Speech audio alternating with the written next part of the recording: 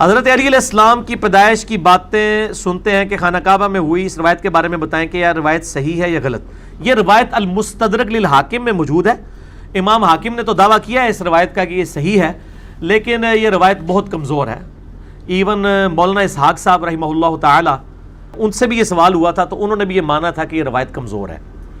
اگر سپوز حضرت علی علیہ السلام کعبے میں پیدا بھی ہوئے ہوں، یہ حضرت علی کی کوئی فضیلت نہیں ہے، کعبے کی فضیلت ہو سکتی ہے، تو یہ ثابت کوئی نہیں ہے، کیونکہ اگر یہ فضیلت اس اعتبار سے ہوتی تو پیغمبر بھی کعبے میں پیدا ہوتے ہیں، نبی علیہ السلام تو اپنے گھر پیدا ہوئے ہیں۔ میں جھوٹیاں گلاں دا کتنا بیان کروں؟ کئی دوست میرے شیعہ تسی جی حضرت علی دی ولادت دا ذکر نہیں کیتا، 13 رجب نو کعبے پیدا، اور میرے بھراؤ کعبے پیدا ہویا ہوندا تو میں کردا، میں کی کرا؟ میں جو حق بیان کرنا کسی فرقے نو نہیں، یہ آپ اپنیاں منانا چاہتے، میں نہیں کر سکتا بھائی۔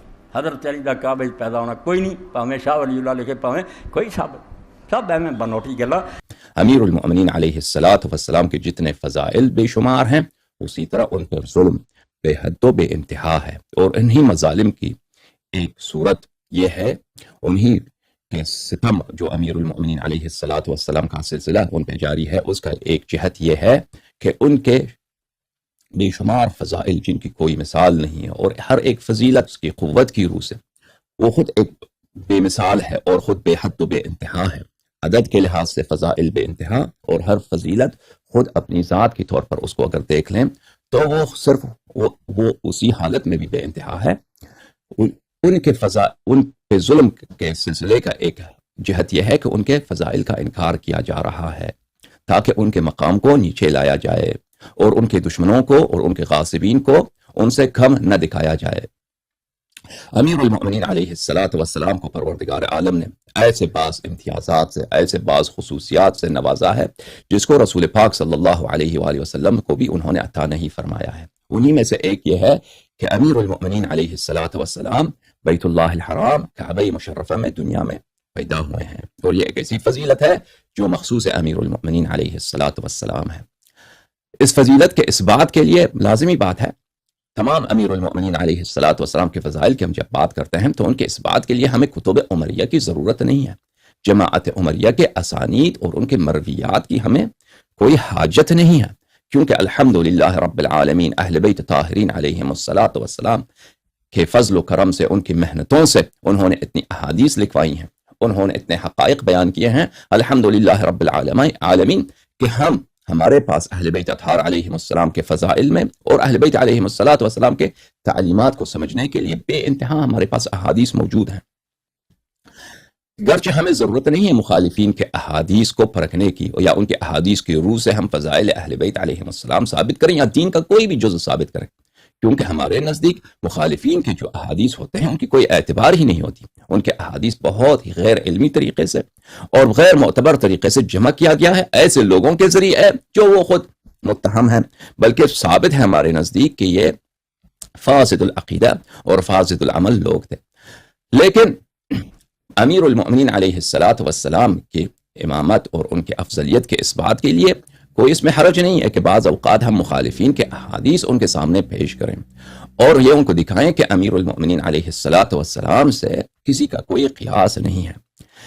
امیر المؤمنین علیہ السلام کے فضائل میں سے جیسے ہم نے عرض کیا ایک فضیلت یہ ہے کہ وہ خانہ کعبہ میں پیدا ہوئے ہیں، تو اس بات کے لیے گرچہ ہمارے کتب میں احادیث بہت زیادہ ہیں اہل بیت اطہار علیہم السلام کے طریق سے، رسول اللہ صلی اللہ علیہ وآلہ وسلم جو خود شاہد ماجرا ہیں، رسول پاک صلی اللہ علیہ وآلہ وسلم جب امیر المؤمنین علیہ السلام دنیا میں تشریف لائے ہیں ان کی عمر مبارک تھی اس وقت 30 سال کی، اور رسول پاک صلی اللہ علیہ وآلہ وسلم امیر المؤمنین علیہ السلام سے ظاہری عمر کے لحاظ سے 30 سال بڑے ہیں۔ ان کی حدیث موجود ہے، اہل بیت اطہار علیہم السلام کے کئی ایک احادیث موجود ہیں کہ امیر المؤمنین علیہ السلام کی جو ولادت کعبے میں ہوئی ہے وہ نہایت اعجاز کے ساتھ، نہ اتفاق کے ساتھ، اعجاز سے، نہیں یہ کہ کوئی تصادف کی روح سے، اتفاق کی روح سے، اور اس میں ملائکہ کا نزول ہوا ہے اور اس میں جو کرامات ظاہر ہوئی ہیں، اعجاز نہ ظاہر ہوا ہے، وہ ہمارے کتب میں موجود ہیں، انشاءاللہ تبارک و تعالیٰ کبھی وہ آپ کو سنائیں گے۔ مخالفین کے کتب میں بھی یہ احادیث موجود ہیں، لیکن اس کثرت کے ساتھ نہیں جو ہمارے کتب میں موجود ہیں، اور اس تفصیل کے ساتھ نہیں جو ہمارے کتب میں موجود ہیں۔ اور مخالفین کے جماعت عمریہ کے اکابر محدثین نے اس بات کی شہادت دی ہے کہ ولادت امیر المؤمنین علیہ الصلاۃ والسلام خانہ کعبہ میں ایک امر متواتر ثابت اور قطعی ہے۔ ان کے اس بات سے پتہ چلتا ہے کہ سابق میں پرانے زمانے میں یہ احادیث جماعت عمریہ کے کتب میں بہت زیادہ ہوا کرتی تھی، اور آہستہ آہستہ وقت کے گزرنے کے ساتھ تعصبات کی بنا پر اہل بیت اطہار علیہم الصلاۃ والسلام سے ان کی جو دشمنی کا سلسلہ چلتا آ رہا ہے، ان احادیث کو ان کی کتب سے حذف کیا گیا ہے۔ اور یہ ایک نہایت اہم نقطہ ہے، میں آپ کی خدمت میں انشاءاللہ عرض کر رہا ہوں ابھی، اور یہ ایک بہت بڑا باب ہے، ایک بہت بڑا دروازہ ہے۔ اگر اس کو آپ سمجھیں، جو لوگ حدیث میں تحقیق کرتے ہیں، فضائل اہل بیت علیہم السلام میں تحقیق کرتے ہیں، مسائل امامت میں تحقیق کرتے ہیں، اور پھر متاعن اعداء میں تحقیق کرتے ہیں، جو کرتوت ہیں خلفاء کے، ابو بکر، عمر و عثمان کے جو قبیح اعمال ہیں ان میں تحقیق کرتے ہیں، تو یہ ایک بہت بڑا دروازہ ہے، ایک بہت بڑا باب ہے کہ جماعت عمریہ کے جو محدثین ہیں، جماعت عمریہ کے جو مؤرخین ہیں، ان کے جو لکھنے والے لوگ ہیں، یہ اکثر نہایت ہی متعصب ہوا کرتے تھے، نہایت ہی متعصب ہوا کرتے تھے نقل حدیث میں۔ اگر حدیث اہل بیت علیہ السلام کے فضائل میں ہے تو اس حدیث کو کوشش کیا جائے کہ نقل نہ کیا جائے، یا ایسے اسلوب سے نقل کیا جائے کہ اس میں اہل بیت علیہم السلام کی افضلیت کی کوئی وجہ نہ ہو، یا ان سے ان کی امامت کا اثبات نہ ہو سکے۔ اس طرح سے نقل کرو، اس الفاظ کے ساتھ نقل کرو۔ انہوں نے اپنے ہی کتب کو جلایا ہے، اپنے احادیث کو نابود کیا ہے، کیونکہ ان میں سے ایسی باتیں تھیں کہ ان میں ان کے عیوب بیان کیا جاتا تھا، اور ان میں اہل بیت طاہرین علیہم السلام کے افضلیت کے دلائل تھے، اہل بیت طاہرین علیہم السلام کے امامت کے دلائل تھے۔ تو میرے عزیز، جب ان باتوں کو آپ پیش نظر رکھیں جو ابھی میں نے فہرستوار آپ کی خدمت میں عرض کی ہے، تو جب جماعت عمریہ کے اکابر اور ان کے بزرگ اور ان کے جو علم حدیث میں امام ہیں، علامہ ہیں، ان کے علم حدیث میں اپنے زمانے میں بلکہ طول تاریخ میں بے نظیر قد آور شخصیات ہیں، وہ شہادت دیتے ہیں کہ امیر المؤمنین علیہ السلام کعبے میں متولد ہوئے، اور احادیث متواتر ہیں، احادیث ان کی اس کی بے انتہا زیادہ ہے۔ اس کے احادیث ہم شیعہ کتب میں آتے ہیں تو دیکھتے ہیں کہ بے انتہا احادیث موجود ہیں کہ امیر المؤمنین علیہ السلام خانہ کعبہ میں متولد ہوئے ہیں، اور یہ منفرد شخصیت ہے جو خانہ کعبہ میں متولد ہوئے ہیں، اور کوئی شخصیت پیدا نہیں ہوا۔ لیکن جب ان کے کتب میں جاتے ہیں تو یہ احادیث کم نظر آتی ہیں، نہیں کہ احادیث نہیں ہے، لیکن ہمارے زمانے میں کم احادیث ہیں۔ تو میرے عزیزوں، یہ بات آپ کے سامنے جب آ جاتا ہے تو پتہ چلتا ہے کہ یہ تاریخ میں یہ جو گڑبڑ کا سلسلہ ہے، تاریخ میں خیانت کا جو سلسلہ ہے، تاریخ میں جو چوری اور سرقت کا جو سلسلہ ہے، اور حقیقت کو چھپانے کا جو سلسلہ ہے، اس نے اپنا کام کر دکھایا ہے۔ یہ جو جس موضوع کی طرف میں نے اشارہ کیا ہے، یہ تو اس کو کئی ایک تقریرات میں کبھی بتانے کی ضرورت ہوگی، اور آپ لوگوں کو جو ہے علمی مطالب پتہ نہیں کتنا مزہ آتا بھی نہیں ہے، آتا ہے، اس کی قدر کرتے بھی ہیں یا نہیں ہے، کیونکہ اکثر لوگ جو ہیں وہ مجالس ایسے سننا چاہتے ہیں جس میں ان کو مزہ آ جائے۔ بہرحال ہم ابھی ہم ان باتوں کو کبھی کھولنے کی ضرورت ہے انشاءاللہ تبارک و تعالی، اور کھول دیں گے انشاءاللہ، لیکن ابھی فی الحال ملاحظہ فرمائیے جس موضوع کے متعلق ہم بات کر رہے ہیں، یہ کتاب ہے مستدرک الصحیحین، جو حاکم نیشابوری کی کتاب مشہور و معروف ہے، جزء رابع چاپ ہے۔ یہ کتاب دارالفکر بیروت میں سنہ 1430 ہجری 2009 میلادی میں بیروت لبنان میں کتاب چھپی ہے۔ یہاں پہ ملاحظہ فرمائیے صفحہ 199، حاکم فرماتے ہیں، حاکم نیشابوری، ابھی ہم آپ کو بتائیں گے کہ حاکم نیشابوری اپنے زمانے میں صرف نہیں بلکہ عبر تاریخ جماعت عمریہ میں علم حدیث کے ان منفرد شخصیات ہیں میں سے ہیں کہ جن میں ان جیسا کم گزرا ہے، ان جیسا کم گزرا ہے، اور ان اپنے زمانے میں ان جیسا کوئی تھا ہی نہیں۔ اور یہ زمانہ کون سا زمانہ ہے؟ یہ ان کی ولادت ہے سنہ 331 ہجری کی، ان کی وفات ہے سنہ 405 ہجری کی، یعنی اس زمانے میں جس عصر حدیث کے تدوین کا اثر تھا، اور حدیث کے ازدہار اور حدیث کے کثرت کا دور تھا، اس زمانے میں یہ اس زمانے میں سب سے بڑا محدث تھا جماعت عمریہ کا۔ یہ شہادت دیتے ہیں قد تواترت الاخبار، اخبار متواتر، احادیث متواتر ہیں، روایات متواتر ہیں۔ متواتر کس کو بولتے ہیں؟ وہ بہت ہی زیادہ، یعنی تواتر اس کو حدیث کو بولتے ہیں، متواتر اس حدیث کو بولتے ہیں کہ اس کی کثرت اتنی زیادہ ہو کہ بات یقینی ہو، کہ اس بات میں کوئی شک ہی نہ ہو۔ اتنے لوگ نقل کریں، یہاں پہ آپ عراق جائیں تو وہی نقل، مدینہ جائیں تو وہی نقل، مصر جائیں تو وہی نقل، اکابر کے پاس جائیں وہی نقل، کتب سلف کے پاس جائیں تو ان کے یہی نقل، اس کو بولتے ہیں متواتر۔ قد تواترت الاخبار، اخبار متواتر ہیں، احادیث متواتر ہیں۔ ان سیدۃ نساء العالمین فاطمہ بنت اسد، یہ حضرت صدیقہ طاہرہ فاطمہ بنت اسد سلام اللہ علیہا، ولدت امیر المؤمنین علی بن ابی طالب کرم اللہ وجہہ، کہ انہوں نے دنیا میں لایا ہے، انہوں نے ان کو جنم دی ہے امیر المؤمنین علیہ الصلوۃ والسلام کو فی جوف الکعبہ، کعبہ کے خانہ کعبہ کے اندر انہوں نے ان کو دنیا میں لایا ہے۔ یہ اخبار متواتر ہیں۔ اب آپ کی ذہن میں رہے کہ حاکم نے شہادت دی ہے، حاکم نے شہادت دی ہے۔ اب حاکم کون ہے؟ یہ اپنے زمانے میں بخاری تھا، اپنے زمانے میں مسلم، اپنے زمانے میں سب سے بڑا عالم تھا، اور یہ اس کا زمانہ بھی ایسا زمانہ نہیں تھا کہ اس میں حدیث متروک تھا، حدیث کے علماء کم تھے، نہیں، ایسا زمانہ جس میں حدیث کے علماء بہت ہی زیادہ تھے، اور یہ پورے عالم اسلام میں اس زمانے میں جماعت عمریہ میں سب سے بڑا عالم تھا، یہ اس کی شہادت ہے۔ یہاں پہ میرے عزیزو آپ نے دیکھا کہ حاکم نیشابوری نے شہادت دی ہے، جو اپنے زمانے میں وہ بخاری تھا، اپنے زمانے کا مسلم تھا، اپنے زمانے کا احمد بن حنبل تھا۔ یہ حدیث متواتر ہے کہ امیر المؤمنین علیہ الصلوۃ والسلام کعبے میں ان کی ولادت ہوئی ہے۔ اب حاکم کون ہے میرے عزیزو؟ ملاحظہ فرمائیے، یہ کتاب ہے وفیات الاعیان وانباء ابناء الزمان، ابن خلکان کی مشہور کتاب۔ یہاں پہ ترجمہ نمبر 615 الحاکم ابن البیع النیشابوری، ان کے متعلق فرماتے ہیں کہ حاکم صاحب مستدرک جو ہیں، ان کے صاحب مستدرک حاکم اپنے زمانے کے بہت بڑے عالم تھے۔ ان کی تعلیفات جو ہیں 2000 کے قریب تعلیفات ہیں، 2000 کی تعلیف ابھی آ جائے گا انشاءاللہ تبارک و تعالی۔ امام اہل الحدیث فی عصرہ، یہ اپنے زمانے میں اہل حدیث کے امام تھے۔ والمؤلف فیہ الکتب التي لم يسبق الى مثلها كان عالما عارفا واسع العلم، اپنے زمانے میں اس نے ایسی کتابیں لکھی ہیں علم حدیث میں کہ کسی ان سے پہلے نہ بخاری، نہ مسلم، نہ احمد بن حنبل، کسی نے ان جیسا کتاب نہیں لکھا ہے حدیث میں۔ اچھا، طبقات الشافعیۃ الکبریٰ، ابو ناصر عبد الوہاب السبکی کی کتاب الجزء الرابع، یہاں پہ ملاحظہ فرمائیے صفحہ نمبر 155 میں، ترجمہ نمبر 328 میں، حاکم نیشابوری کا ترجمہ، الحاکم المعروف بابن البیع، ومن نظرہ عرف تفنن الرجل فی العلوم جمیعها۔ کوئی شخص اگر اس ملاحظہ کرے تو اس کو سمجھ آتا ہے کہ حاکم اپنے زمانے میں تمام علوم پہ استاد تھے، نہ صرف یہ کہ علم حدیث پر، تفسیر میں، تاریخ میں، فنون عربیت میں، تمام علوم پہ وہ استاد تھے۔ اگلے صفحے میں جا کے وہ کہتا ہے کان اماما جلیلا وحافظا حفیلا اتفق علی امامتہ، وہ ایک بہت ہی جلیل امام اور بڑے حافظ تھے، اتفق، ان کی امامت جو ہے، ان کی امامت کیا ہے؟ اجماعی ہے، اجماع ہے ان کی امامت پر، اتفاق، معاف کیجیے گا کیا ہوا، اجماع ہے ان کی امامت پر اور ان کی جلالت پر اور ان کے عظم قدر پر، ان کے عظیم القدر ہونے پر سب علماء کا اجماع ہے۔